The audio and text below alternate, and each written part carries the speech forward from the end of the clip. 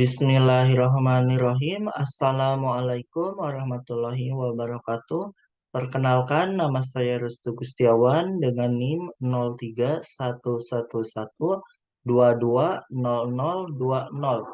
Di sini saya akan menjelaskan mengenai akun-akun yang ada di dalam laporan keuangan perusahaan.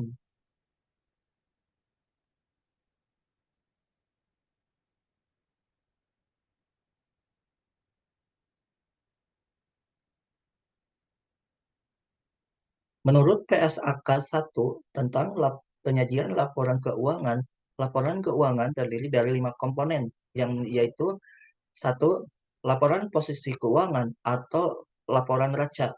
Dua, laporan laba rugi. Tiga, laporan perubahan ekuitas atau laporan perubahan modal. Empat, laporan arus kas. Dan lima, laporan catatan atas laporan keuangan.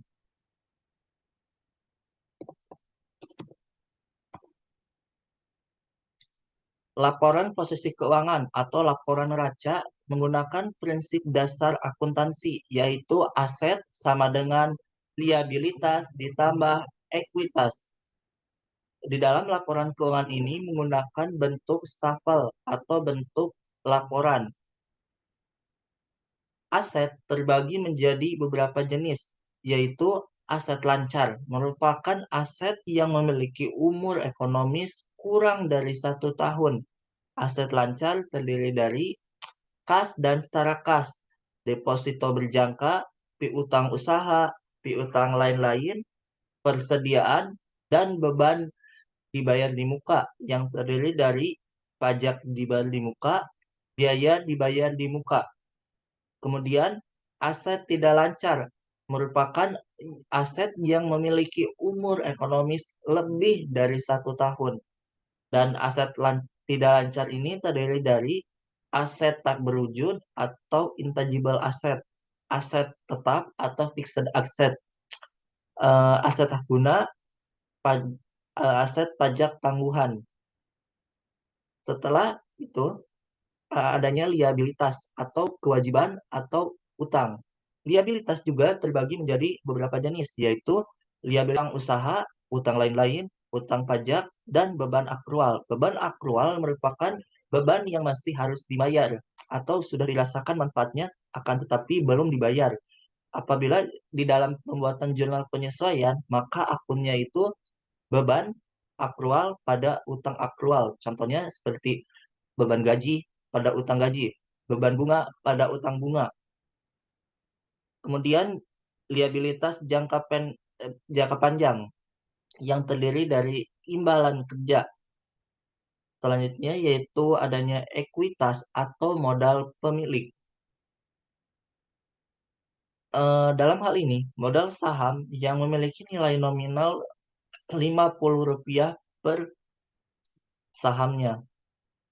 Dan liabilitas dan ekuitas dijumlahkan, maka hasilnya itu harus sama dengan aset. Karena hal ini sesuai dengan rumus persamaan dasar akuntansi, yaitu aset sama dengan liabilitas ditambah ekuitas atau aktiva harus sama dengan pasiva.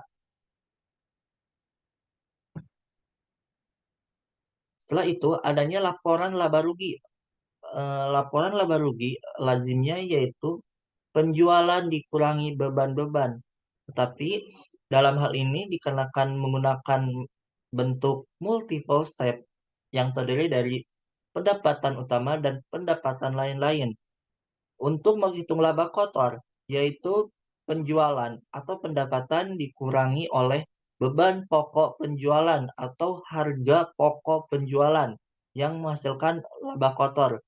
Laba kotor ini dikurangi oleh eh, beban penjualan, dikurangi beban administrasi dan umum, kemudian adanya penelitian dan pengembangan, pendapatan lainnya dan beban lainnya yang menghasilkan laba usaha. Dalam hal ini yaitu laba usaha sebelum pajak. Akan tetapi kemudian dikurangi lagi oleh pendapatan lain-lain, yaitu adanya pajak kini dan pajak tangguhan. Maka kemudian dijumlahkan yaitu total beban pajak. eh, Setelah itu adanya laba tahun berjalan.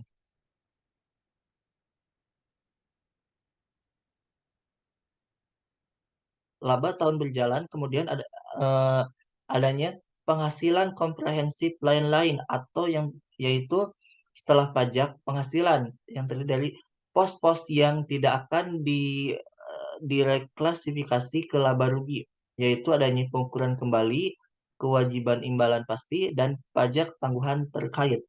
Dan setelah itu menghasilkan total penghasilan komprehensif tahunan berjatas atau laporan perubahan modal. Laporan perubahan modal yaitu modal awal ditambah laba bersih dikurangi prime atau dividen menghasilkan modal akhir.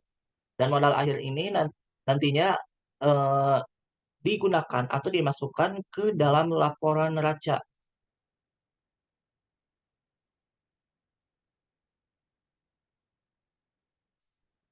Setelah laporan perubahan modal, yaitu adanya laporan arus kas. Laporan arus kas terdiri dari tiga aktivitas utama, yaitu arus kas dari aktivitas operasi yang terdiri dari adanya kegiatan penerimaan dari pelanggan, pembayaran kepada pemasok, pembayaran kepada karyawan, pembayaran terhadap PPh, pembayaran surat tagihan pajak, penerimaan bunga, eh, dan pembayaran beban-beban. Kemudian ditotalkan dan menghasilkan operasional lainnya. eh, eh, Kemudian ditotalkan yang menghasilkan aktivitas operasi. Kedua yaitu arus kas dari aktivitas pendanaan. Maaf, arus kas dari aktivitas investasi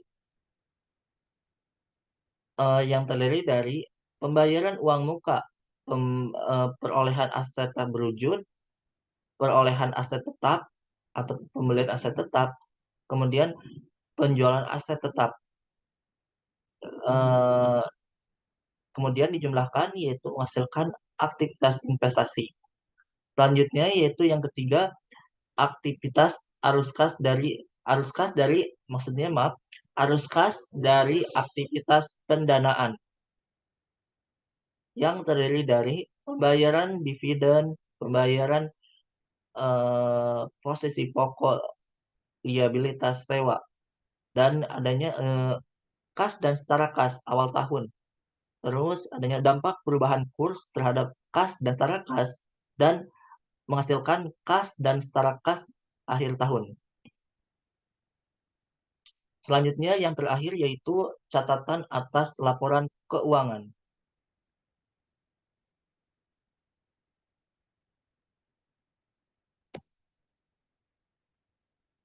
Terdiri dari biaya dibayar di muka atau beban dibayar di muka.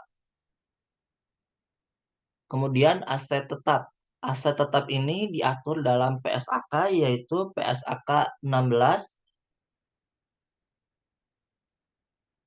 Kemudian aset tidak berwujud di dalam PSAK diatur di dalam PSAK 19.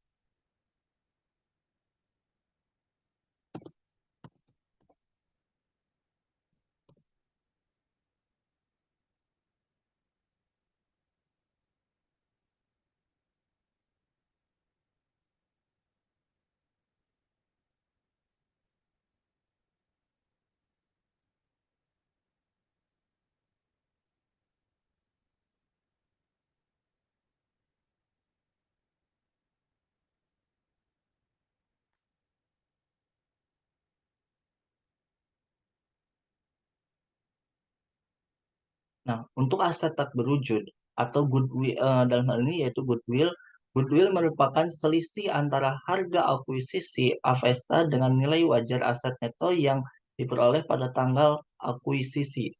Maksudnya yaitu goodwill ini yaitu merupakan nilai tambah atau nilai kelebihan dari suatu transaksi atau hal yang berkaitan dengan akuntansi.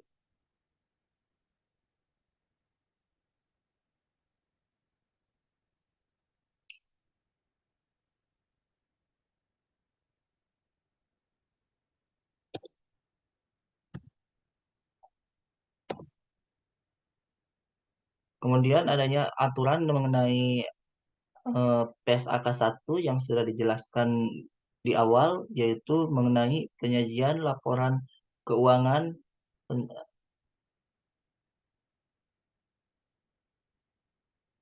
Selanjutnya PSAK 25 tentang kebijakan akuntansi, perubahan estimasi akuntansi, dan kesalahan terkait definisi estimasi akuntansi.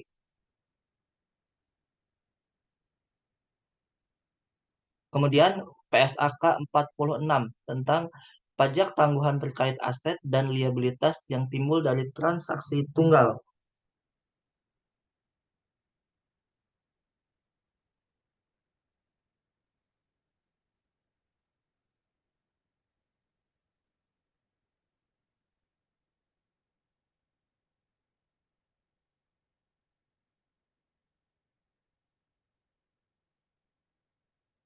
Cukup sekian yang dapat saya sampaikan.